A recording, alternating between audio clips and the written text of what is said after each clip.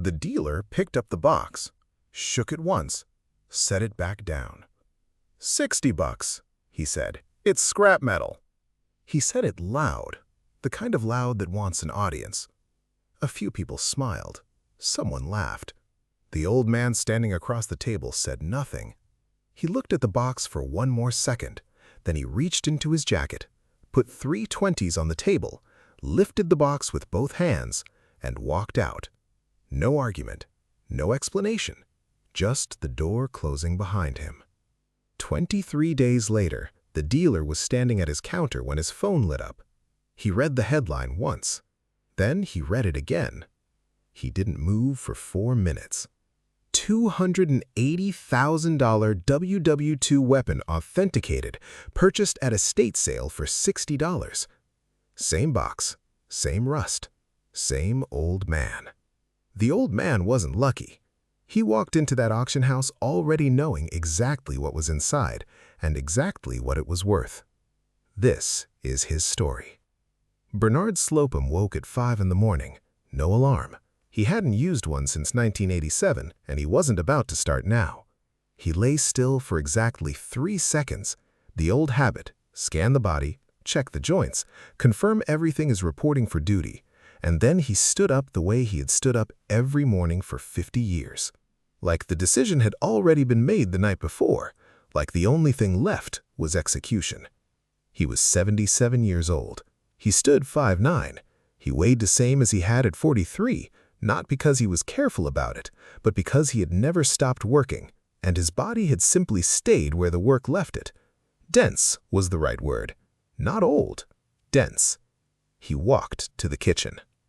The Farberware percolator on the counter clicked and hissed the way it had been clicking and hissing since 1983. He had repaired it 3 times. Heating element, frayed cord, failed thermostat, with the same hands that had field-stripped weapons in the dark, in the rain, in temperatures cold enough to make metal brittle. His daughter had offered him a new machine twice. A neighbor had left a Keurig on his porch as a gift. Both were in the garage, still boxed.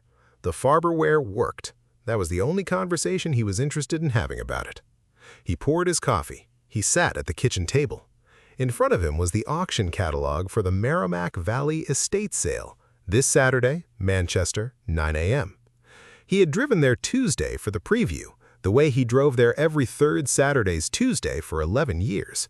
Same route, same parking spot on the north side of the lot, same walk through the front door that smelled like cardboard and basement damp and the particular flat staleness of things that had outlived the people who owned them. Lot 47 was circled in the catalog. In the margin beside it, in his handwriting, vertical, tight, not a single wasted loupe, the penmanship of a man who had spent decades writing in margins that mattered. 2 words: Rising 50. Below that, one number: $200,000. The catalog said $60. Tuesday had been cold. He remembered the way the preview room felt when he pushed through the door. Warm air, humming fluorescents, the low sound of dealers moving between tables with the practiced efficiency of people who knew exactly what they were looking for. He was one of those people. He just never looked like it. That was deliberate. In 11 years of attending these auctions, he had learned that the moment someone in a preview room sees what you're interested in, the moment your hand slows, your body shifts, your eyes stay somewhere a half second too long, the price changes. Human nature. You can't fight it. So he had stopped broadcasting it. He moved through the preview room the way water moves, around everything, touching nothing, giving nothing away. He found lot 47 at the end of table 3. He didn't stop. He slowed, barely, and reached into his left breast pocket for the loupe. Brass-bodied, 8-power magnification, purchased at an optometrist supply shop in Portsmouth in 1994 for $11. He had used it at every single preview since. It had looked at 10,000 things in 11 years. It had never seen anything like what it was about to see. He pressed it to the bolt carrier inside the corroded box. 12 seconds. He looked for 12 seconds. Because the profile radius on that bolt carrier did not match a Thompson submachine gun, did not match a Sten, did not match any weapon in wide American military production during the Second World War. It matched one thing, only one thing in the world: a Rising Model 50, built by Harrington and Richardson in Gardner, Massachusetts. Fewer than 1,000 units ever manufactured. A weapon so rare that most professional firearms historians had only ever seen it in photographs. A weapon that most auction houses, including this one, would catalog as corroded metal components and price at $60 and never think about again. He put the loupe back in his pocket. He took out his mechanical pencil. He wrote 2 words.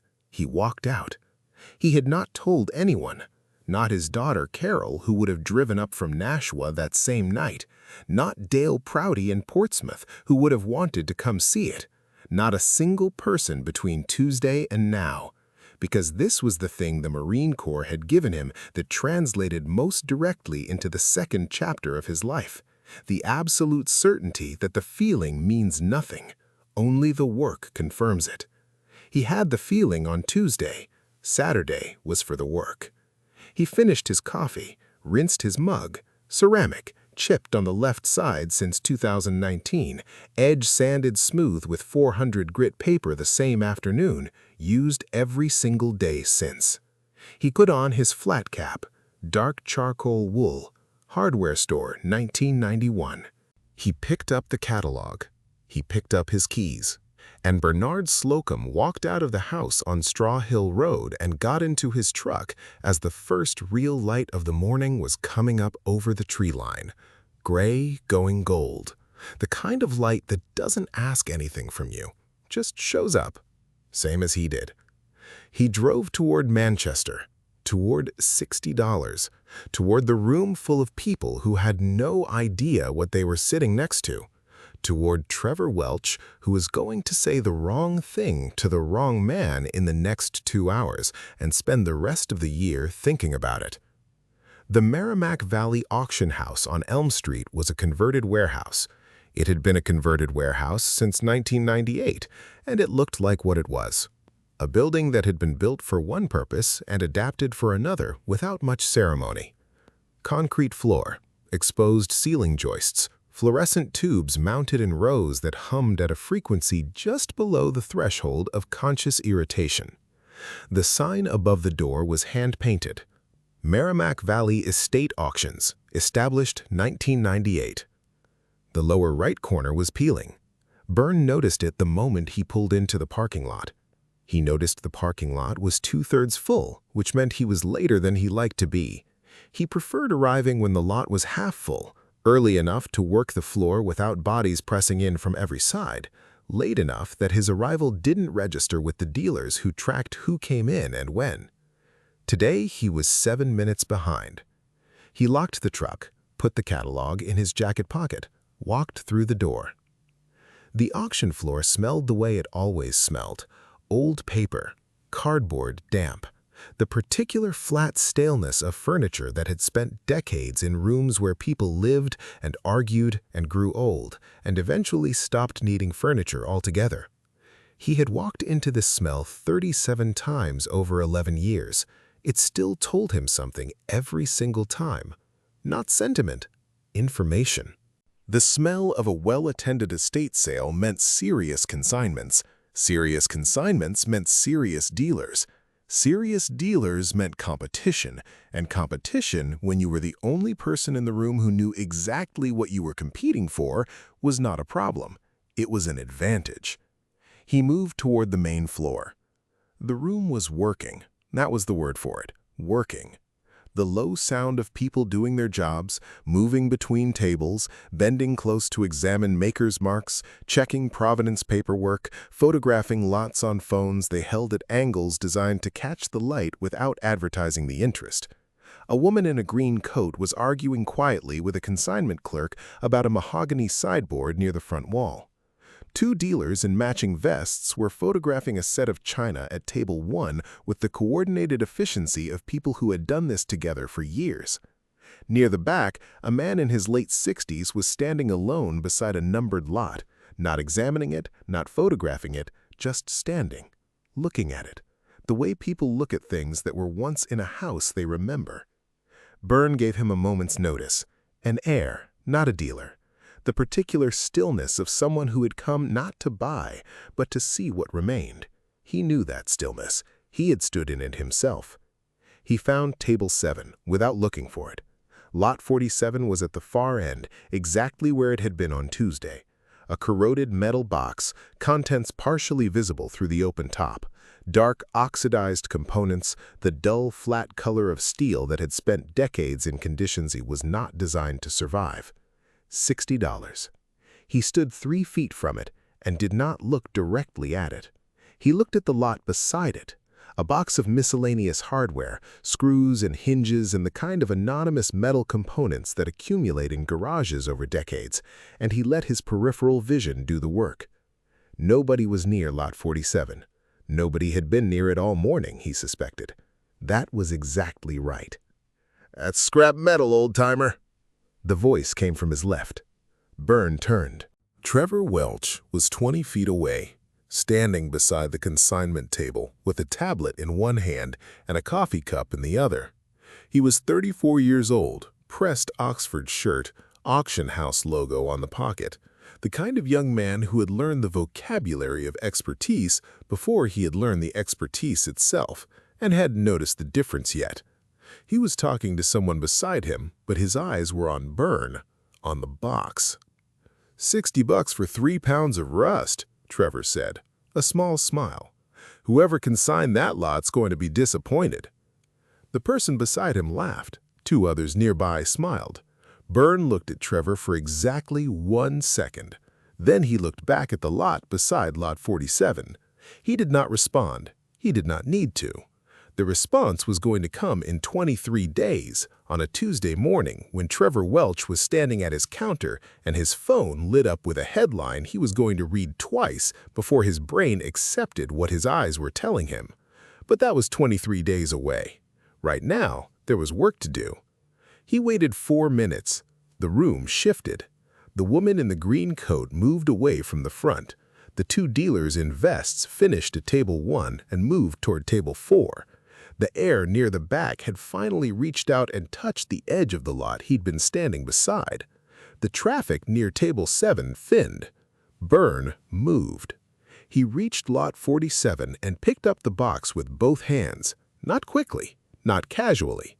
The way you pick up something you have already decided about, with the calm, unhurried certainty of a man who is not auditioning the object, who is simply confirming what he already knows. He pressed his thumb along the interior edge of the bolt carrier, felt the profile radius he had seen on Tuesday through the loupe, felt it again now without the glass. It was there, exactly where it had been, exactly what it was. He set the box down, took 3 20s from his jacket pocket, crisp, folded once, the way he always carried cash to auctions, no wallet, no fumbling, no performance, and placed them on the table beside the lot tag. He picked up the box. He walked toward the door. Trevor Welch watched him go. $60, he said quietly, shaking his head. Some people. His tablet buzzed, a notification from the auction house Instagram. He looked at it, typed something, set it face down on the consignment table. He had 312 lots to process before 9 a.m. He had things to do. He had absolutely no idea, not the faintest, thinnest shadow of an idea, that the old man walking out through the door with a box of rust had just made the most significant find to pass through this building in 26 years of operation. The door swung shut.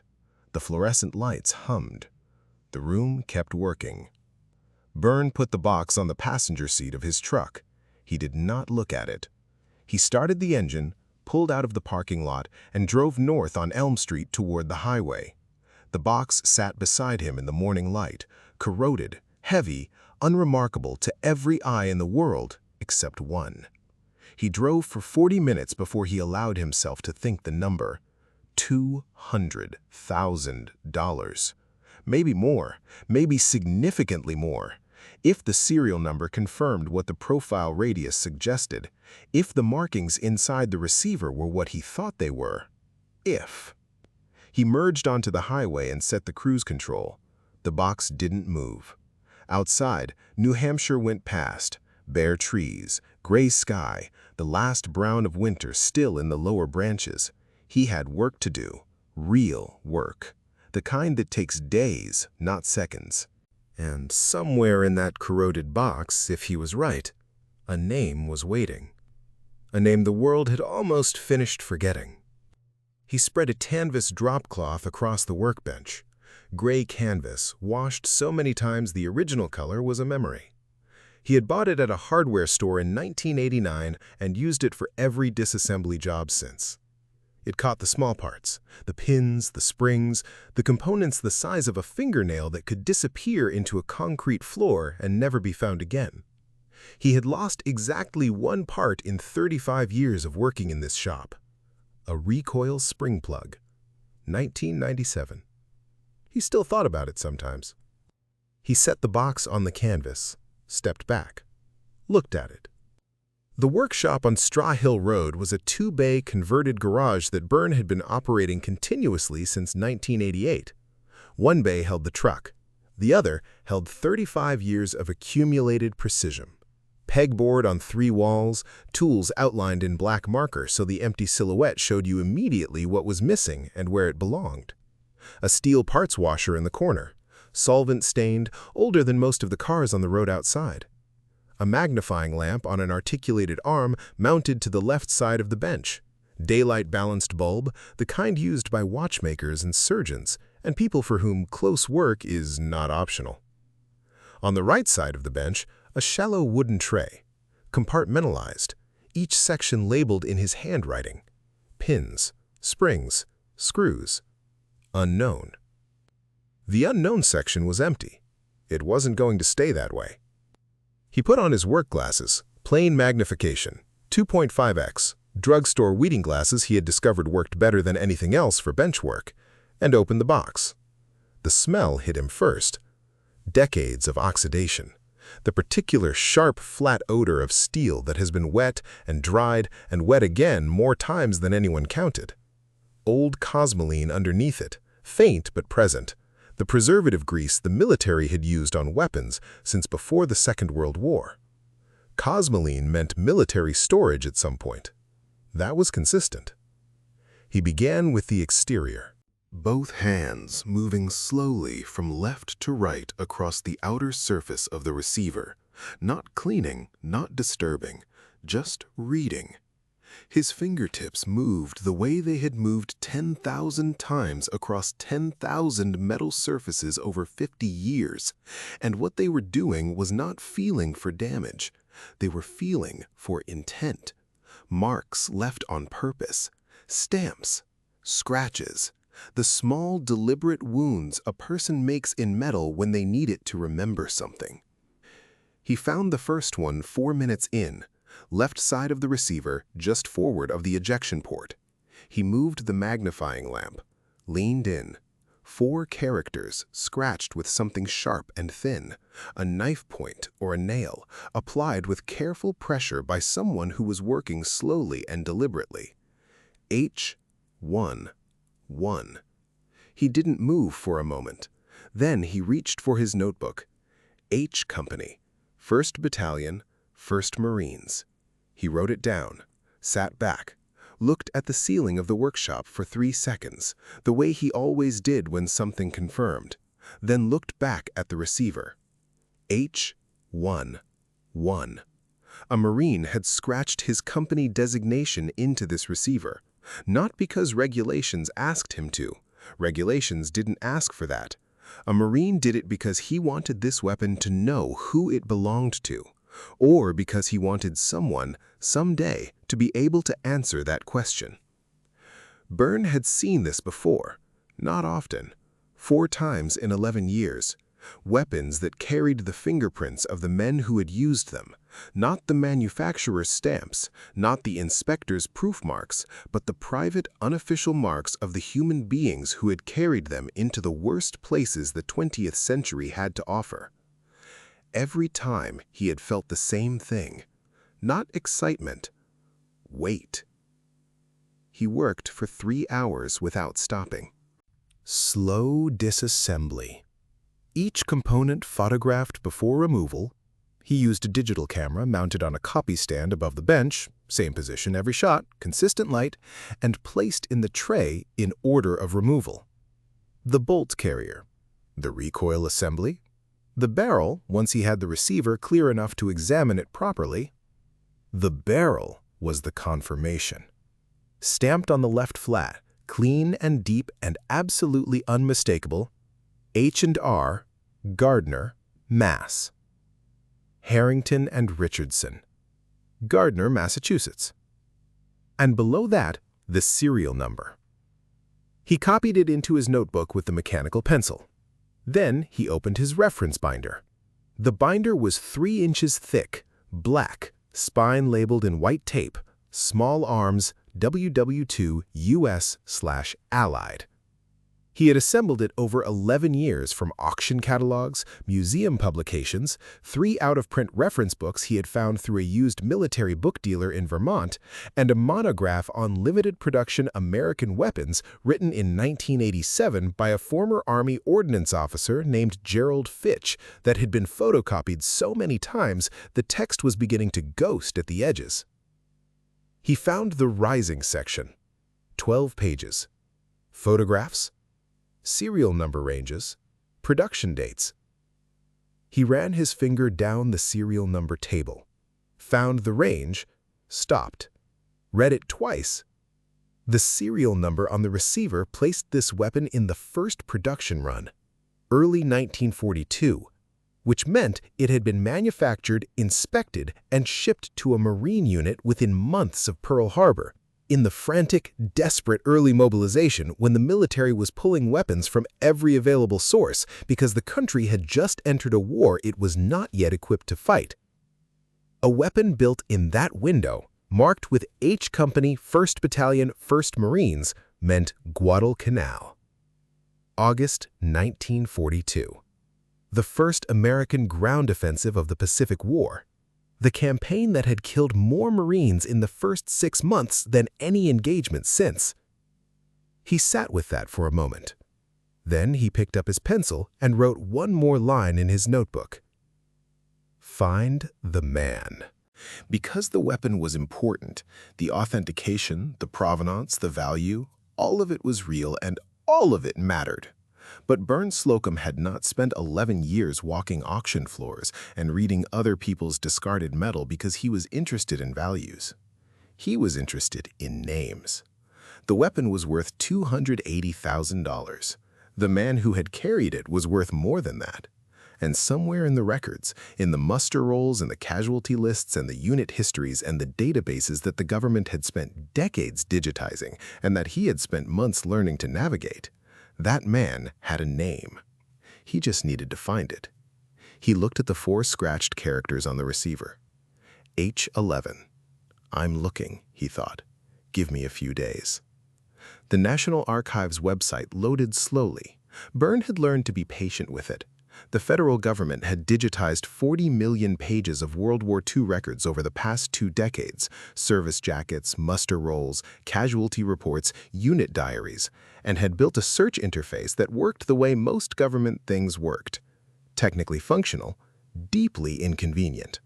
He had been using it for 6 years. He had never stopped being grateful it existed. It was Sunday morning, 6 a.m., coffee at his left elbow, notebook open to the page with the serial number and the 4 scratched characters. H11. H Company, 1st Battalion, 1st Marines, Guadalcanal, August 1942. He had confirmed the unit connection the night before through 2 sources, the serial number production window and a digitized copy of the 1st Marines regimental history that a veterans organization in Virginia had uploaded to their website in 2014 and that Bernd had bookmarked 3 years ago without knowing exactly why. He knew why now. He typed the unit designation into the search field. 1st Battalion, 1st Marines, H Company, August 1942. The system returned 412 records. He picked up his coffee. He started reading.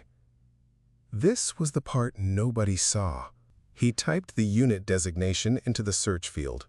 1st Battalion, 1st Marines, H Company, August 1942. The system returned 412 records.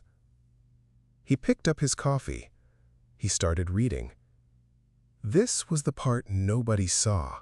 Not the auction floor, not the loupe, not the $60 box.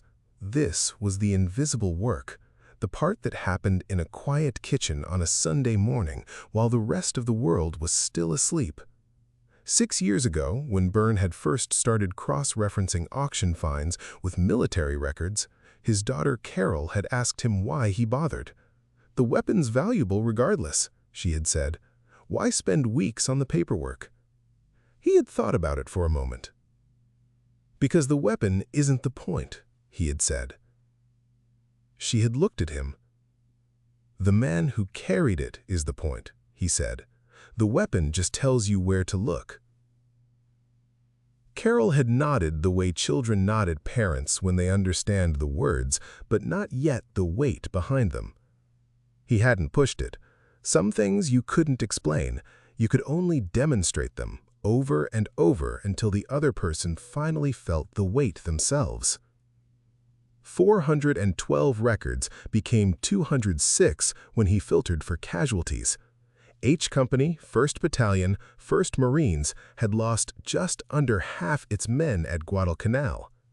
He sat with that number for a moment, not as a statistic, as 47 square miles of jungle and heat and malaria and Japanese artillery and 20-year-old boys from Ohio and Georgia and New Hampshire who had shipped out believing they were going to win something and in many cases never shipped back. He filtered again. Weapons-related casualties, men killed or wounded in the first 6 weeks of the campaign, August through mid-September 1942, the window when a weapon with this serial number would most likely have been in active use. 61 records. He started reading names. He found Eugene Hadley on the 4th page. Corporal, age 21, from Meridian, Mississippi. Killed in action, August 21, 1942. The Battle of the Tanaru.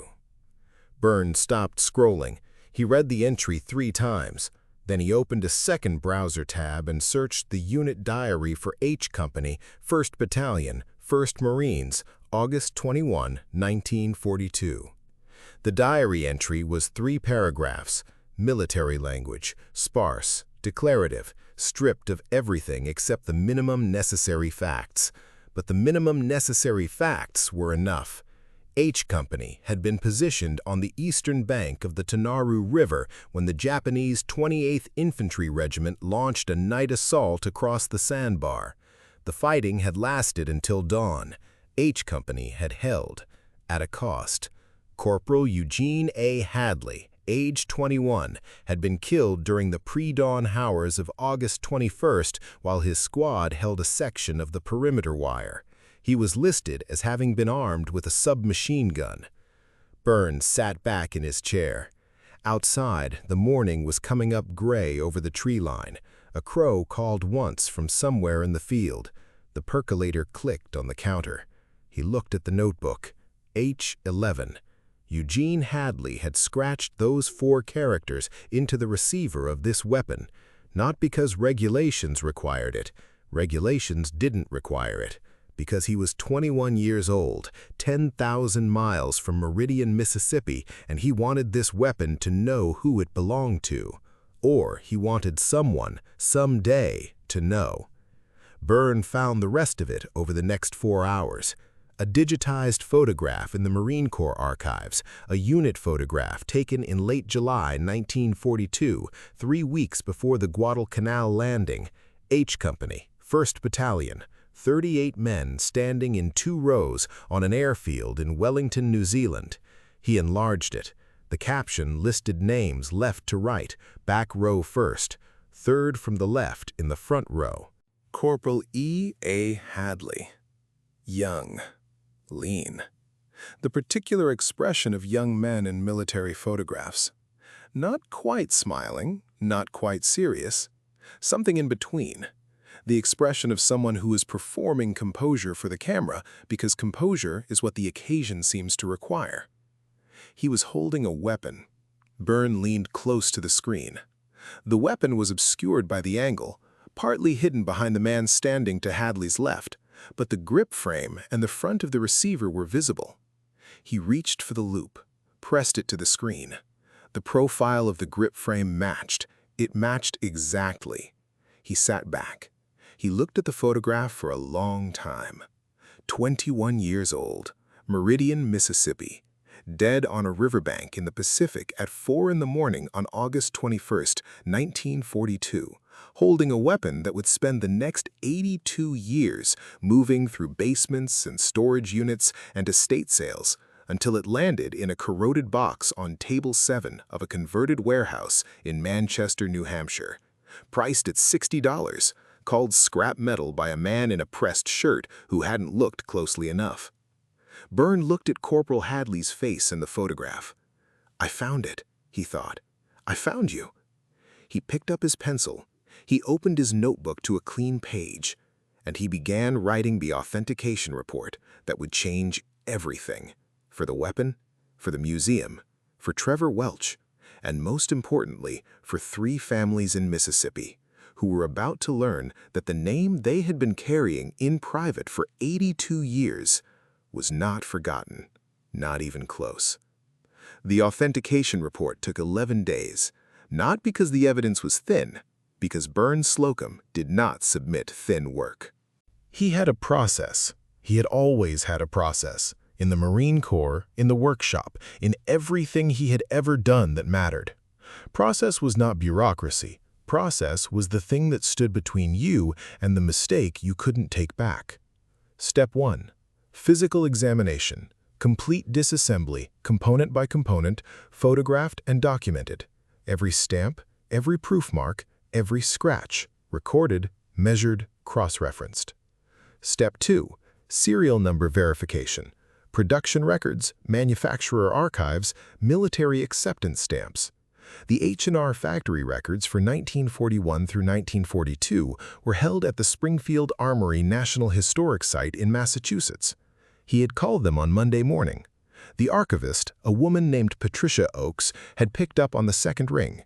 He had given her the serial number. She had been quiet for a moment. Then she had said, "Can you hold for a few minutes?" He had held for 11 minutes. When she came back, her voice had changed. Not dramatically, just shifted. The way a voice shifts when the information it is carrying is heavier than the information it was carrying before. "Mr. Slokum," she said, "where did you find this?" Step 3 was the hardest. Not technically. Technically, Step 3 was simply cross-referencing the physical evidence with the documentary record. Serial number to production window to unit assignment to casualty records. He had done all of that. The hard part was what the documentary record contained. Eugene Hadley had not died alone on the Tanaru riverbank. The casualty report for H Company on August 21, 1942 listed 7 men killed in the pre-dawn assault. 7 names, 7 ages, 7 hometowns. He had looked up every one of them, not because the authentication required it, because they were there, because their names were in the record, and the record was in front of him, and he had long since stopped being able to look at names in casualty lists and keep moving without stopping. 7 men, average age 22. The oldest was 26. A corporal from Portland, Oregon named Arthur Beam, who had been a high school wrestling coach before the war and who left behind a wife and a daughter born 3 months before he shipped out. The youngest was 19, a private from Hattiesburg, Mississippi, named James Elroy Cotton, who had enlisted 11 days after Pearl Harbor and had been in the Marine Corps for 8 months and 6 days when he died. Byrne wrote all 7 names in his notebook. He did not know why exactly. He just knew that writing them down was something someone should do, and he was the someone who was here. The report was completed on a Wednesday evening. 14 pages, single-spaced, photographs on every page.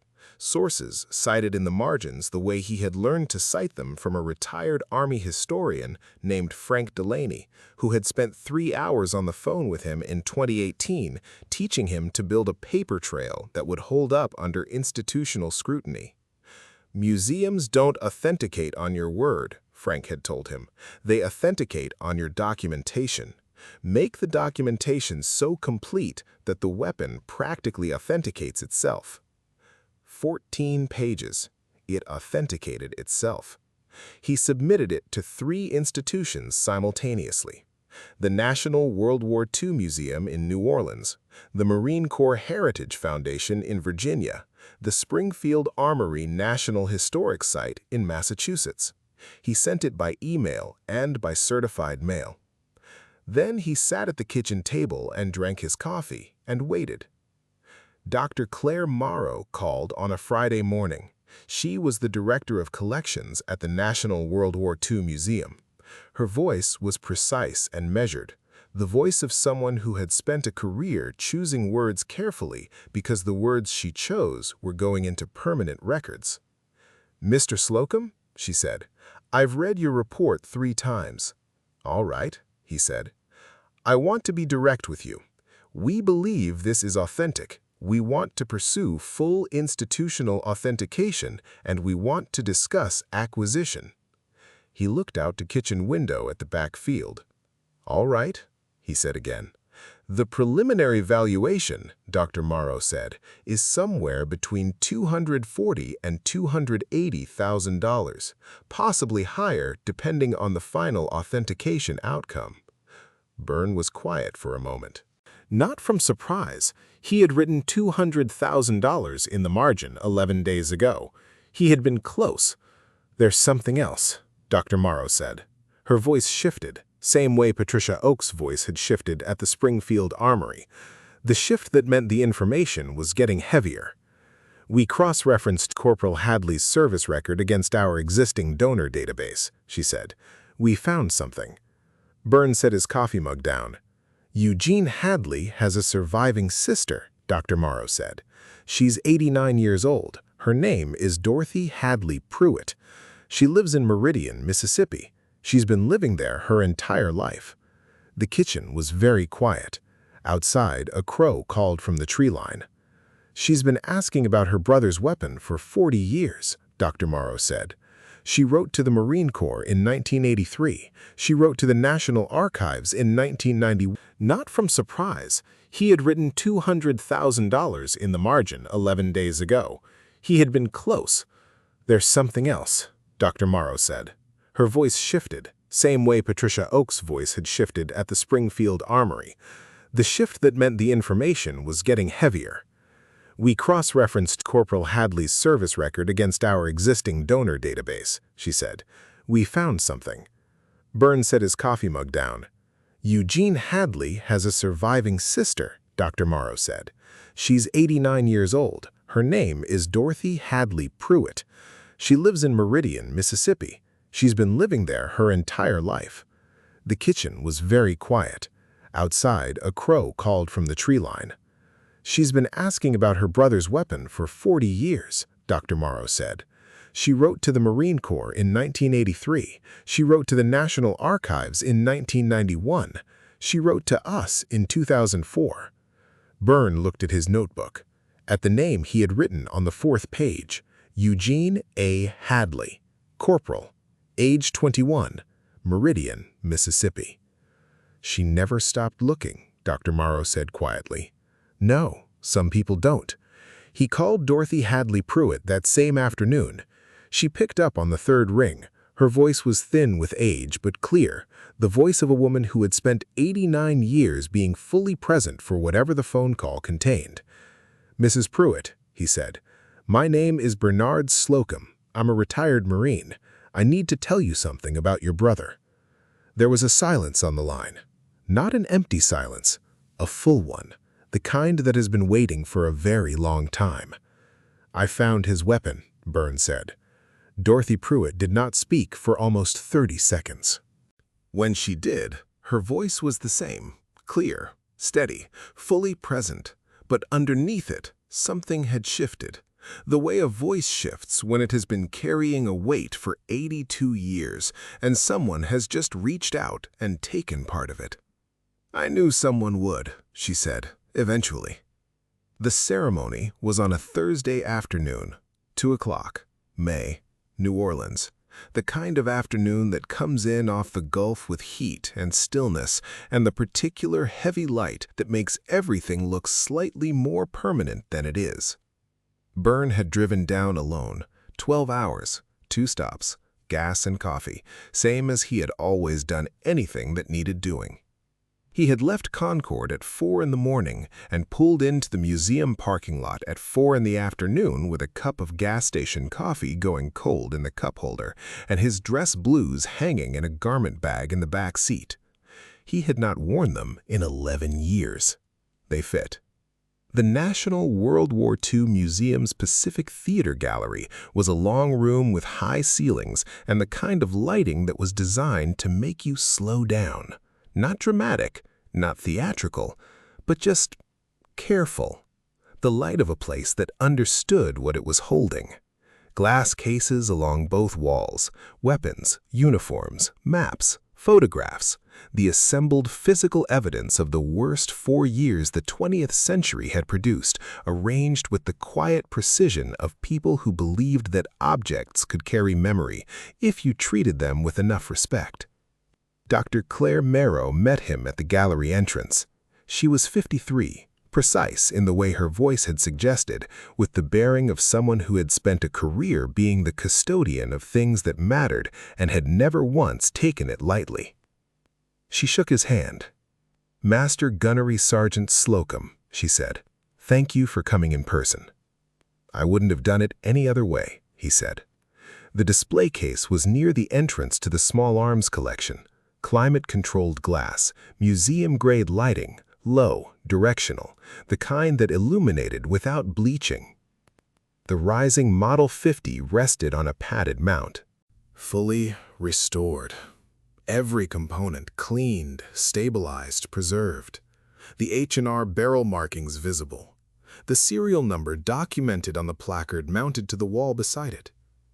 He stood in front of the case, read the placard, Rising Model 50 Submachine Gun, Harrington and Richardson, Gardner, Massachusetts, USMC Configuration, 1941-1942.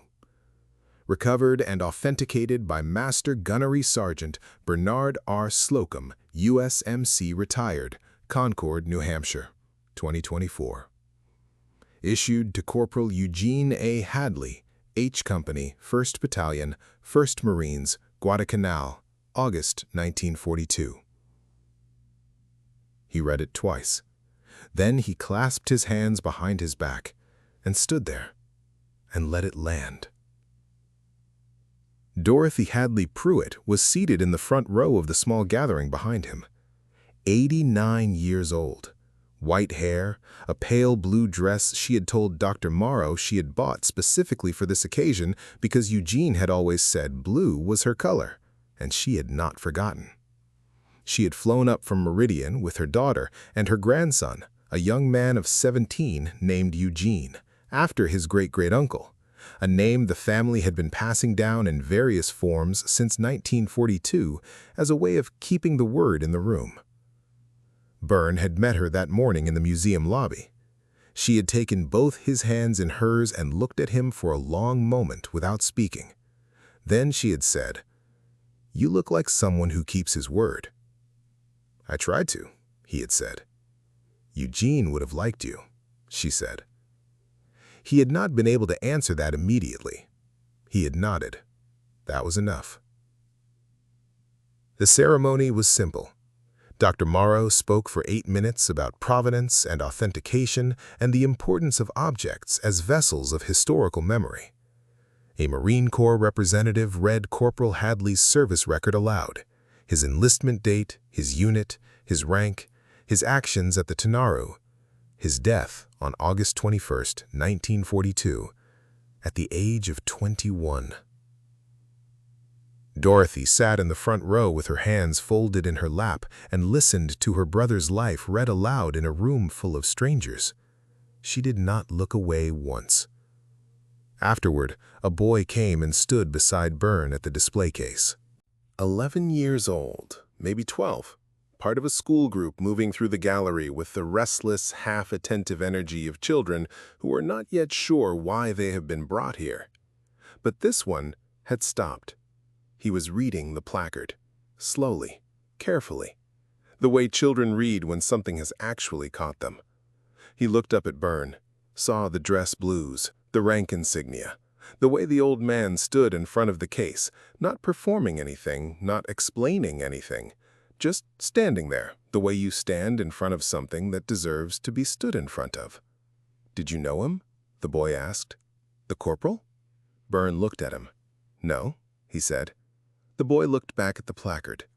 "But now you do," Byrne said. The boy read the name again. Corporal Eugene A. Hadley. He stood there for another full minute, longer than most adults had stood there that afternoon, before his teacher called him from across the gallery. He left without looking back, but he had read the name. He would carry it now. That was how it worked. Byrne drove back to Concord the following morning, alone, one stop in Virginia, home before dark. The next morning he was up at 5. The Farberware percolator made the same sound it had made for 41 years. He poured his coffee into the chipped mug. He sat at the kitchen table. In front of him was the auction catalog for the Deerfield estate sale, 2 weeks out. One lot circled, box lot, miscellaneous hardware and tools, contents unknown. Opening bid, $40. In the margin, in his vertical handwriting, worth a look. He finished his coffee. He thought about Dorothy Pruitt in the front row with her hands folded and her pale blue dress. He thought about the boy reading the name. He thought about $60 on a table in Manchester and what those $60 had actually purchased. Not a weapon, not a valuation, not a headline. A name returned to the world that had almost finished forgetting it. A sister who had written letters for 40 years, finally getting the answer she had never stopped asking for. A boy in a museum who would carry a corporal's name home in his memory and might, years from now in some conversation he couldn't yet imagine, say it out loud to someone who had never heard it. That was what $60 bought. That was what paying attention bought. That was what showing up every third Saturday for 11 years and looking carefully at what other people had already decided wasn't worth looking at, actually bought. He stood, carried his mug to the workshop, stood in the doorway and looked at the back field, green now where it had been brown in March, the tree line full and dark against the morning sky. A new project waited on the bench behind him. He was not looking at it yet. He was looking at what was ahead of him, the way he always did before he began. If this story reminded you that the most important things in any room are often the ones nobody has bothered to learn the name of, subscribe. We tell the stories of the people the world overlooks, the ones who served without asking for anything back, the ones who showed up, quietly, completely, without applause, and did the work anyway. Hit subscribe, because their stories deserve to be heard. And so does yours.